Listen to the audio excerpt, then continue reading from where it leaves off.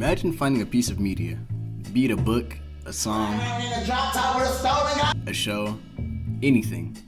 You at that moment think it's some of the greatest shit that you have ever found, like you struck gold or something. You want to find out more about it and share with as many people as you possibly can, so you look into it. And are immediately faced with disgust when you find out the type of people who share your interest. Communities can be some of the greatest or worst things to happen to a form of media. You could get a fandom of some great, interesting people, or you could get... Pretty sure you're aware of Princess Celestia being portrayed as a tyrant, an internet troll, and God forbid, a molester. Now this doesn't apply to everyone in a community, but it does apply to a very vocal minority. There are three who I believe have it worse than others: the anime, music, and art communities. Let's get rid of the other two and start with the anime community. Damn, where do I even start? Power scaling, overly indulgent fans, the Dragon Ball fans. All problems in themselves, but let's talk about anime conventions. Close your eyes real quick and imagine the worst thing that you could possibly smell. Okay, now covered in dog shit and 2-week-old rotten onions, and you have just imagined the smell of one attendee of an anime convention. Walking into an anime convention is like opening an oven, but instead of smelling the most pleasant things that ever exist, it's just a bunch of anime fans. They're 6-week stench auras. My bad. They're conquerors hockey, emitting from their bodies at all times. Their breath, a blazing inferno, hot enough to melt metal. And this is just getting into the place. You'd have to be moving around like Splinter Cell to actually do anything. If the smell wasn't enough for you, look no further than the actions of some of the attendees of the convention. A lot of people who attend anime conventions will cosplay, it being a major part of why some people even show up.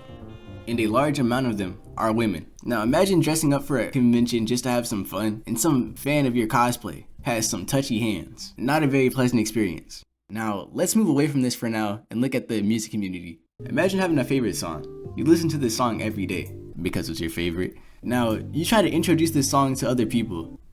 To immediate backlash. Those niggas start making fun of you for your taste. And of course, this affects how you view your favorite song. Just for a few weeks later to see those same niggas who laughed at you for listening to said song getting jiggy to it because it blew up on social media. Music taste is mostly subjective, until you come in contact with those niggas who have brought it upon themselves to judge you for what you listen to. Now the smart thing to do is pay no mind to them. They probably only get their music taste from other people anyway, and it doesn't really matter. But damn, does it get annoying. And to see those same niggas put on their story how they low-key fuck with the song? Nigga, why'd you go after me for? Also, this goes both ways. Some people will criticize you for being a new fan of a band or artist because you discovered them after they blew up. Like, no nigga. I don't care if you were listening to them before. I'm still putting this shit in my playlist. Now for the last part. Art. As a person who hangs around a lot of artists, and as an aspiring artist myself, I wouldn't call myself Picasso or anything, but I'm next up. The art community has two sides. One can be some of the kindest and most knowledgeable people that you ever meet, and the other is the literal spawn of hell. I don't know if y'all remember this, but a 15-year-old girl drew fan art for Steven Universe on Tumblr a long while ago. In the character that she drew proportionally wrong. So to help her fix that problem, the community united together to send this 15-year-old girl death threats for said problem. It was a terrible situation, but they learned from it, right? Right? And along with that, some artists use their abilities for nothing but pure evil. Had a friend of mine send me a slideshow of someone drawing two niggas kissing in their class because they annoyed them. I was appalled. Along with anything found on DeviantArt, absolutely monstrous. Like, nigga, go draw something cool. Anyways, that's all I have to say about them. These communities aren't usually filled with oddballs and animosity, but it only takes one bad experience to turn a person away from them. It's like trying a new food. You might end up enjoying it a lot or hating it for the rest of your life and avoiding consuming it as much as possible. Now, I didn't want to leave this video off on such a rancid note, so I'm gonna drop some communities I'm a part of that y'all might be interested in. Hey, three of me here. I'm not gonna lie, this is supposed to be another video idea, but I decided to just combine them both, so enjoy, I guess. I gotta go to bed. Wakfu. It's a French animated series about this little nigga named Hugo who has this power to create portals, and he goes out into the world to find out who and what he truly is. Now, getting past that trash description, the show is nothing but heat. The characters, the story, the fight scenes, all peak. Like, peep this shit on screen real quick.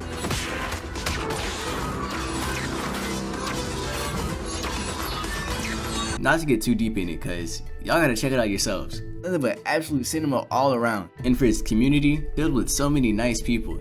And they got a total of like 4 editors on TikTok, so they thriving in my eyes. So totally give it a watch, and I promise you, you will not be disappointed. Now moving on, we got Super Sentai and Tokusatsu. A lot of you might have an idea of what Super Sentai is since that's what Power Rangers is based on, but you might not know what Tokusatsu is.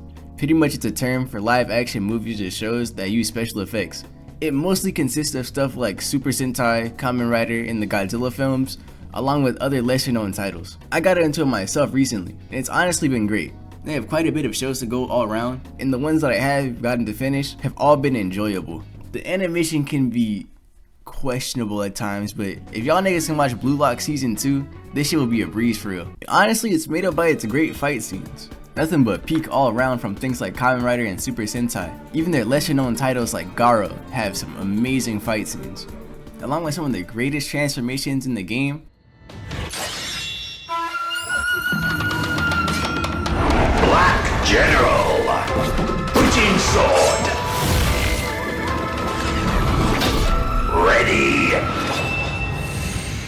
fight! nothing but peak. As for the community, some of the kindest and most helpful people I've met so far. Like, they helped me discover things I didn't know at first. Like the fact that the authors of Madoka and the Fate series were both inspired by a Kamen Rider series called Kamen Rider Ryuki. 2 series I fell in love with, and I just find it pretty cool to be honest. If you want to check it out yourselves, they just released a new Super Sentai series for their 50th anniversary, which is pretty good. Some amazing fight scenes. For others, I recommend checking out either Kamen Rider 01 or Kamen Rider Build, as well as them having an anime, which is also pretty good. Oh, and Garo has an anime too. Moving on, Gachiakata. Probably one of the best new gen mangas to read. Story wise, it's very interesting. I'm not gonna talk about it too much because, again, check it out yourselves, but everything about it is good.